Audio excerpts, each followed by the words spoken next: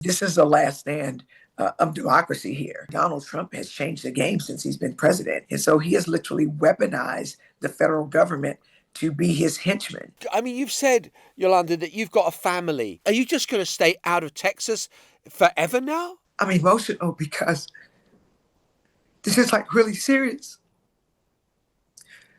It's really serious. And people are making jokes and people are saying we're on vacation and I want to be home, but I can't be home. I have to be where I am. The News Agents USA. Well, I'm joined now by Texas State Representative Jolanda Jones. And we'd been due to speak a week ago, but there was a bomb scare where you were presumably set off by your political enemies. I take it you're safe and sound. I'm safe and sound in an undisclosed location. What do you mean undisclosed location? Can't you tell me where you are? If you were being hunted by the FBI, would you tell people where you are? So, I mean, no, I can't tell you where I am. Do you really feel like you are? I mean, is this real? Are you really being hunted by the FBI? Absolutely. I've literally changed the way I live my life, which is interesting because it never occurred to me that as a state representative, as a person who has worked really hard to come up from poverty and be able to, have the honor of being elected by my constituents. So I'm a person who has access to resources. I'm a person who has access to power. I can call important people and get them to answer the phone, yet I'm hiding from the federal government for something that's not even federal. So it's real serious here. And for anyone who thinks it's not, you're misguided. We are in hiding. I cannot be with my family. I don't even hardly answer the phone for fear that my phone is being bugged. This is America, and it's not supposed to be like this. What you're saying to me is so extraordinary, and I'm sure to an awful lot of people who are not in America, who love America, think they have a vision of what America stands for and is. And yet you are telling me, as an elected state representative, you are in hiding from the FBI over this decision you made to get the hell out of Texas over this planned change to the redistricting, which would give the Republican Party 5 additional seats in the midterm elections next year. Have I got that kind of right? Sort of, not really. Would you like for me to? Yeah, you correct me. So here's the deal. In order for Trump to get the 5 seats that he wants, they have to target Black and brown communities where we live, which is exactly what they've done. This is a racist redistricting. It's not just a power grab. The only way for them to give Trump the seats that he wants is they have to go in districts where there are organically majority minority seats, right? Where Black people and brown people have just sort of moved by each other and they live by each other. So they're going and dividing up those neighborhoods and they are putting them in neighborhoods where there's a white majority so that those Black neighborhoods and brown neighborhoods as a unit can elect a representative of their choice. So for example, in Congressional District 18, where I live, one of the historic districts that have neighborhoods that have always been in CD 18 is Acres Homes. The current, or I guess the previous state congressperson who died was from Acres Homes. He was very, very, very proud. He told anybody who would listen that he was from Acres Homes. They have literally cracked in redistricting terminology, which is legal terminology. They cracked the Black community and literally carved out Acres Homes and moved it to Congressional District 29, which is a Hispanic congressperson. They've never been there before. So they have literally targeted communities of color, specifically Black and Hispanic, to divide them up, to dilute their voting strength and create white districts, which will translate into 5 districts for Trump. But it's racist, and nobody wants to call it racist. So it's not as nice and pretty in a bow as people would want to make it. It's very ugly, and it gives remnants of the past. It gives remnants of Jim Crow. It gives remnants of pre-Voting Rights Act. It gives remnants of pre-Civil Rights Act that we worked really hard to have representation. Acres Homes has always been in Congressional District 18 since Congressional District 18 was formed in 1973. And so, And now, yeah, and so what you all did, the Democratic caucus in the state house at Austin, decided if you moved out of Texas en bloc, then there wouldn't be a quorum to push this through. And so, I mean, the last I heard, and I'm not asking for where you are, the last I heard was that you were somewhere in Illinois, a long way north of Texas, and that you were going to stay there. But you've said, Yolanda, that you've got a family, and I, are you just going to stay out of Texas forever now? you know, What does this look like? you know what? This is a day to day. I mean, it's day to day, quite frankly. And for people who don't understand a quorum break, let me explain to you what that is. In the Texas House, there are 150 of us. 88 are Republican and 62 are Democrats. To pass anything, you have to have 76 votes. So the Republicans literally don't need us to be able to pass whatever it is they want to pass.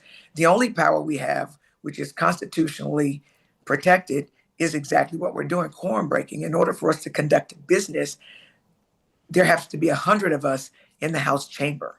So the Republicans at 88 have to find 12 Democrats who will come to the chamber so that they can conduct business. If they are able to conduct business, then we will lose. And so all we could do was go someplace where Texas didn't have jurisdiction. So we fled. For example, I was a part of a delegation that went to New York to talk with the governor of New York about them redistricting and doing exactly in New York what is happening in Texas, because this is the last stand of democracy here. And there's only 4 black state representatives. I'm sorry, there are only 4 black Congress people in Texas. And Texas has the largest concentration of black people in the whole United States. And there's no reason. And the way that they've gerrymandered the maps if you break it down into voting strengths, white Texans have more than 4 times the voting strength of black Texans. They have a little over 2 times the voting strength of Hispanic Texans. When in America, the reason this country was founded is that our voices, I mean, one person, one vote. Your vote shouldn't be worth more than mine. Our vote should be equal. But that's what it translates into. So they're literally, the way they've cut these new maps, racistly cut these new maps, they're going to wipe out 2 black congressional districts, and one is going to become white Republican, and the other one is going to become Hispanic Republican. But they are only able to do that by targeting black and brown communities and breaking them up. So, just for people who are trying to struggle with some of the kind of constitutional niceties of this, if you have the right to move to out of the state and not go to the state house, what on earth have you done wrong that requires the FBI to come and hunt for you? There is nothing. We literally have broken no laws in my day job because we make $600 a day. We make $7,200 a year. That's a whole nother conversation for another day. We actually sacrifice to serve. And in Texas, and part of my law practice is I practice criminal law. And there is no law in the Texas Penal Code that outlaws, that criminalizes what we are doing. However, Donald Trump has changed the game since he's been president. He literally doesn't respect the Constitution. He respects no other branch of government. He doesn't respect the people of America. And so he has literally weaponized the federal government to be his henchman for all intents and purposes. He's like the lead mafia boss of the United States is what he's done. And so he's authorized the FBI, a federal agency, to come hunt us Texas state representatives for trying to defend democracy. And so even in where I'm staying, I literally don't leave my room unless I'm going to go eat.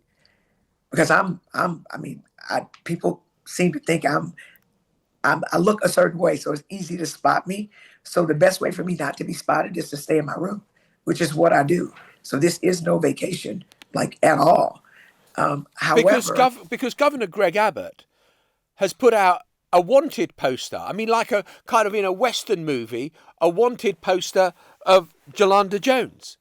Somebody sent that to me. I mean, what do you think? This sort of reminds me of like slave patrols when they were like, wanted, go find these slaves. They escaped. I mean, it is.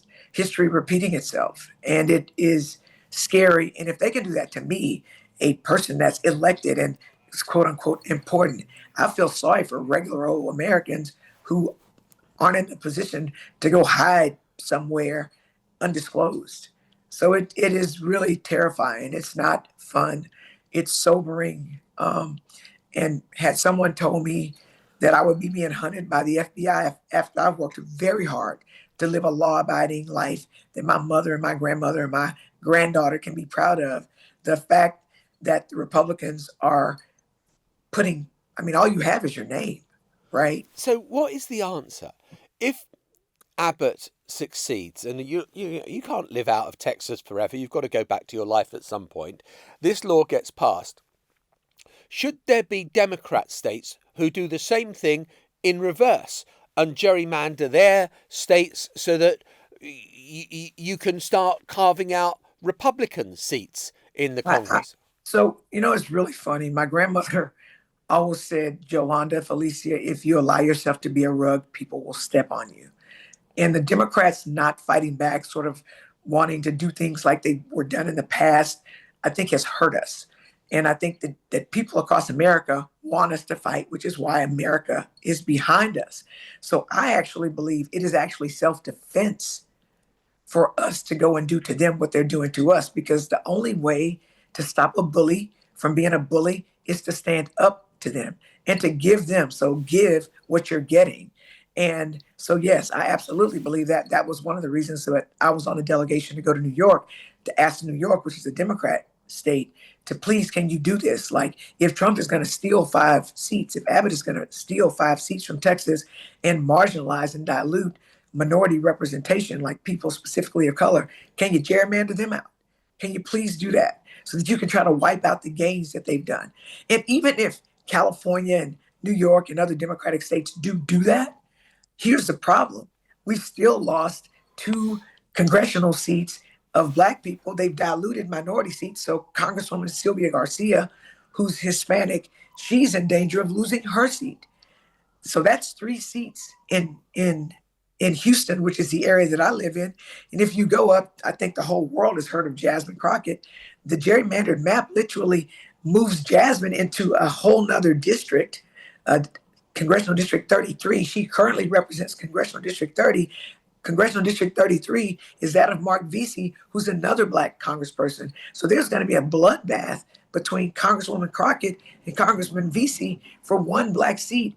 If it remains, it is strategically precise. It is scary, and it is racist.